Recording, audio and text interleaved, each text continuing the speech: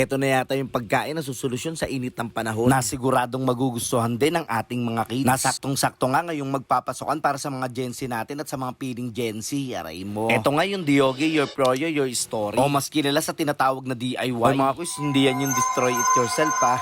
Pero ito talaga yung mga kuys, yung tinutukoy nilang DIY dito ay yung make your own toppings sa yogurt ice cream mo. Na kumbaga ikaw nang bahalang mamili ng toppings sa ilalagay mo. At after mo nga lagyan ng mga toppings yung yogurt ice cream mo ay ititimbang naman yan at doon nakadepende yung presyo ng babayaran mo. At wag ka rin mag-alala dahil kung sa toppings lang naman ay napakaraming yung pwedeng pagpilian. At maliban nga pala sa kanilang DIY yogurt ice cream ay meron din sila ditong big scoop na kung saan ay madalas lang natin silang matitikman ay sa mga mamahaling restaurant. At maliban pa nga dito sa mga nagsasarapang ice cream na to ay meron din sila dito mga Korean noodles. Tulad na lang nitong masarap ng buldak at marami pang flavor na pwede yung pagpilian. At kung sa add-ons toppings naman ay marami din kayong pwedeng pagpilian dito. Tapos idagdag mo na rin yung masarap nilang drinks dito na bahala ka nang mag-mix kung ano pang trip mo. Kaya ano pang hinihintay nyo yung mga mahihilig sa Korean at mahilig mag-DIY? Dito nyo lang yung matitikman sa Diogi, your proyo, your story. Na located lang dito sa 115 Balisep Street, Zone 6, Barangay South Signal, Taguig City. Halos na sa corner lang sila na Magsaysay at Balyosero. At open naman sila dito mula 1:00 ng tanghali hanggang 10:00 ng gabi.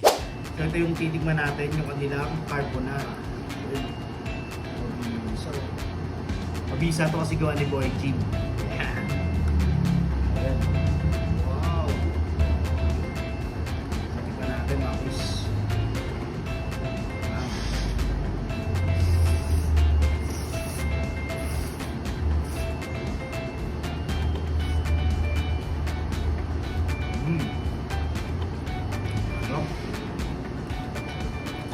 Medyo maanghang. Tapos, siyempre, napaka-creamy dahil meron siyang kislak na. Sarap.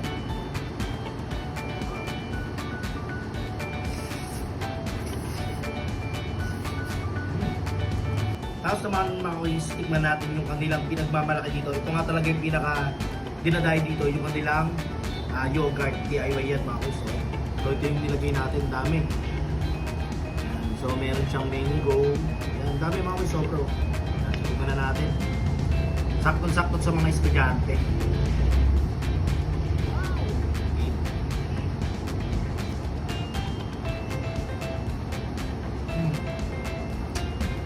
Sarap. Bisa. Pampalakas ng katawan.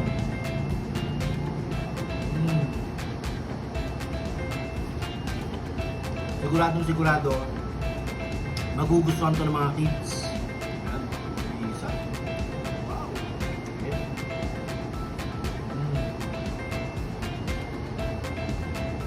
Sarap.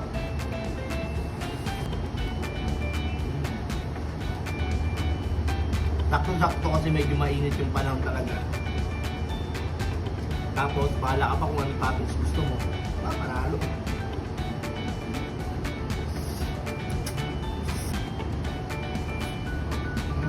Titikman din natin yung kanilang beef scoop. So yung mga kuys, tikman na natin. Tuloy na to.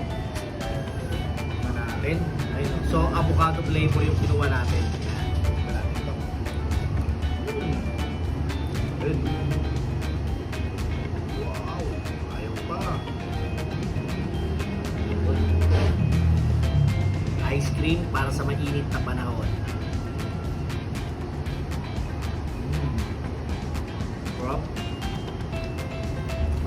Maganda dito mga kuys, hindi siya sobrang tamis, saktong-sakto lang talaga yung lasa. Tapos napaka-flavorful niya. Lasang-lasa mo yung flavor ng avocado. So di na ako magtatakong bakit ginagamit doon ng mga kilalang restaurant. Oh. Saktong-sakto sa mga kids.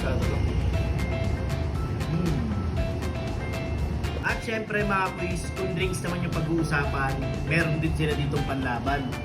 Ito nga mga kuys, pwede rin kayo mag-DIY ng drinks nyo rito. Tulad na lang na itong kinuha ko. Ito yung binili natin, watermelon. Ayan. So lalagyan natin yan dito. Wow.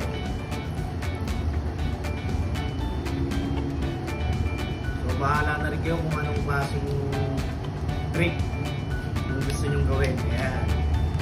So lalagyan pa natin yan ng Yakult. Yakult, baka naman. Ayan. Wow.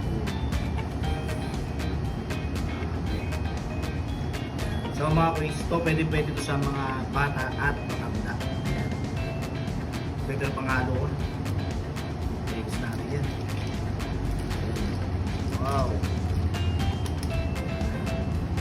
Mga quiz, tingnan natin.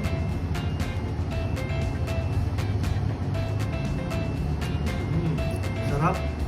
Mabisa.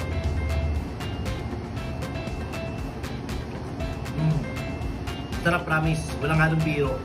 So pag dumayo kayo rito, recommend ko to sa inyo. Watermelon tapos Yakult. Sarap, promise.